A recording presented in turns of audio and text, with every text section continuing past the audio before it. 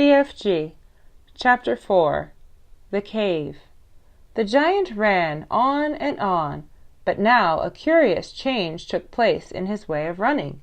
He seemed suddenly to go into a higher gear. Faster and faster he went, and soon he was traveling at such a speed that the landscape became blurred. The wind stung Sophie's cheeks. It made her eyes water. It whipped her head back and whistled in her ears. She could no longer feel the giant's feet touching the ground. She had a weird sensation they were flying. It was impossible to tell whether they were over land or sea. The giant had some sort of magic in his legs. The wind rushing against Sophie's face became so strong that she had to duck down again into the blanket to prevent her head from being blown away. Was it really possible that they were crossing oceans? It certainly felt that way to Sophie. She crouched in the blanket and listened to the howling of the wind. It went on for what seemed like hours. Then, all at once, the wind stopped howling. The pace began to slow. Sophie could feel the giant's feet pounding once again over the earth. She poked her head up out of the blanket to have a look. They were in a country of thick forests and rushing rivers. The giant had definitely slowed down and was now running more normally, although normal was a silly word to use to describe a galloping giant. He leaped over a dozen rivers. He went rattling through a great forest, then down into a valley, and up over a range of hills as bare as concrete. And soon he was galloping over a desolate wasteland that was not quite of this earth. The ground was flat and pale yellow. Great lumps of blue rock were scattered around, and dead trees stood everywhere like skeletons. The moon had long since disappeared, and now the dawn was breaking.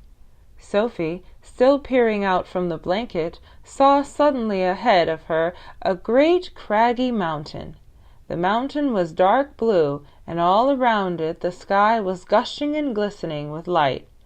Bits of pale gold were flying among delicate frosty white flakes of cloud, and over to one side the rim of the morning sun was coming up red as blood. Right beneath the mountain the giant stopped. He was puffing mightily. His great chest was heaving in and out. He paused to catch his breath. Directly in front of them, lying against the side of the mountain, Sophie could see a massive round stone. It was as big as a house.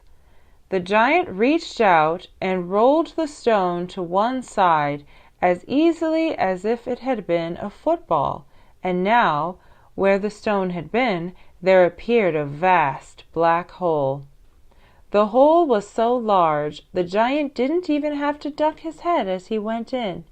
He strode into the black hole, still carrying Sophie in one hand, the trumpet and the suitcase in the other. As soon as he was inside, he stopped and turned and rolled the great stone back into place so that the entrance to his secret cave was completely hidden from the outside. Now that the entrance had been sealed up, there was not a glint of light inside the cave. All was black. Sophie felt herself being lowered to the ground. Then the giant let go of the blanket completely.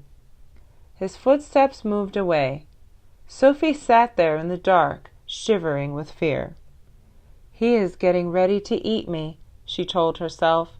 "He will probably eat me raw, just as I am. Or perhaps he will boil me first. Or he will have me fried. He will drop me like a rasher of bacon into some gigantic frying pan sizzling with fat."